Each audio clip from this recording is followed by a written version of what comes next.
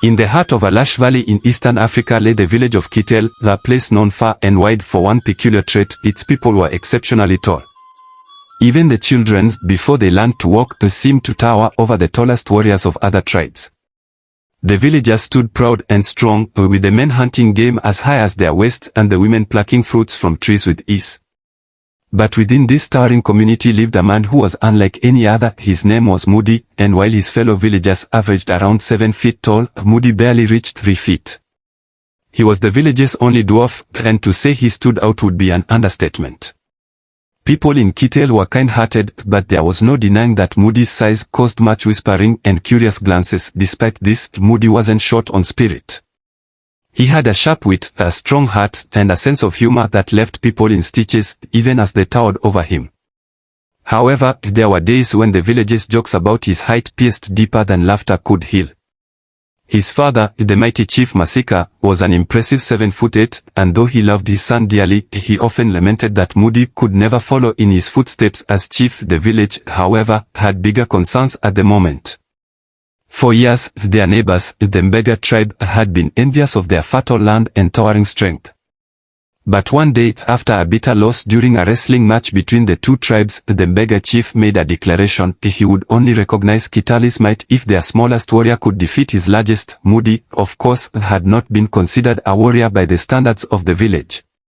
But something about the Mbega chief's words stirred within him. This was his moment to prove that strength wasn't just in size but in spirit and wit.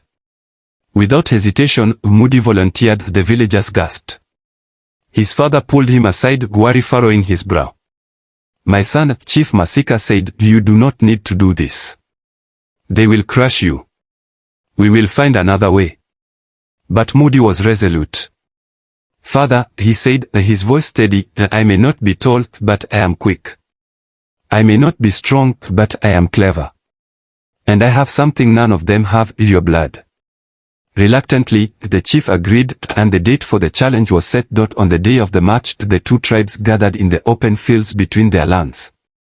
The Mbega warrior who stepped forward was a true giant, over 8 feet tall, with biceps as thick as tree trunks. The crowd snickered and whispered, betting on how fast the fight would end. But Moody, standing before this mountain of a man, wore a grin as sharp as a spearhead. The battle began. The Mbega warrior charged like a bull, ready to squash Moody like a bug. But Moody was quicker. He darted between the warrior's legs, tripped him with a low sweep, and sent him sprawling into the dirt. The crowd gasped. The Mbega warrior roared in frustration and stood again, this time determined to grab the little man. Again, Moody dodged every move, slipping away like smoke.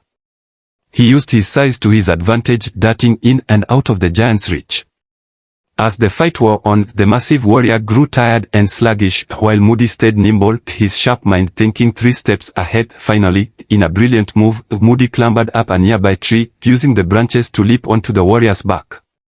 He tied the man's arms with a vine he had prepared, forcing him to his knees. The crowd was stunned into silence.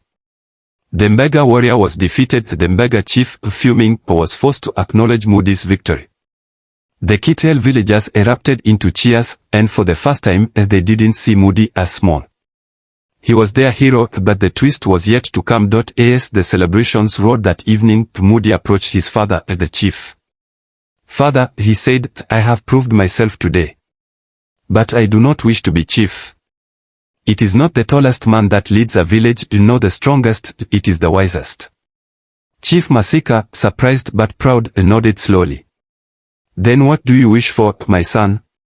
Moody smiled mischievously. "I wish to be the village jester," he said with a wink. "It's much more fun to make people laugh than to worry about leading them." And so it was. Moody, the smallest man in Kitale, became the village's most cherished member, not for his size, but for his wit, his bravery, and the joy he brought to all. And though he never wore the chief's crown, he was the one everyone turned to when they needed guidance, or a good laugh. In the end, Moody taught the village a valuable lesson: greatness isn't measured in feet and inches, but in the size of one's heart and spirit.